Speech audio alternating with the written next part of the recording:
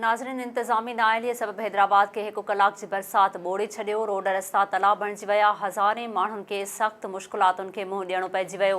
हैदराबाद में तेज़ बरसात जे वसकारे अक्सर इलाइक़नि खे ॿोड़े छॾियो। बरसात खां पोइ बि इंतज़ामिया मुकमल तौरु ग़ाइब रही।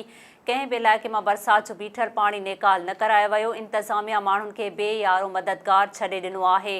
कासमाबाद जे इलाइक़े अली पैलेस, नूर शाह दरगाह, हुसैनाबाद, लियाकत कॉलोनी, सहरिश नगर, नसीम नगर, भिटाई टाउन, मारवी टाउन ऐं वहदत कॉलोनीअ में बरसात जो पाणी घरनि में दाख़िल थी वियो, जॾहिं त लतीफ़ाबाद, शहबाज बिल्डिंग, वादूवा, गाड़ी खातो, फुलेली, प्रीटाबाद, लियाकत कॉलोनी, गरीबाबाद, कारी मोरी, रेलवे स्टेशन, रेलवे कॉलोनी, हाला नाको ऐं ॿियनि इलाइक़नि में बरसात जो पाणी तलाउनि जी सूरत में भेजी वियो।